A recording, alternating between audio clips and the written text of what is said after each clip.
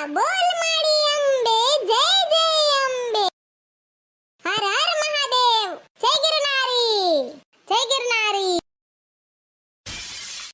હૈશે બધાય couple couple ઉસડી તુંય ગોઠવાઈ જા આવે એટલે તુંય અમાર જેમ ફરવામાં કેવી મજા છે ને બે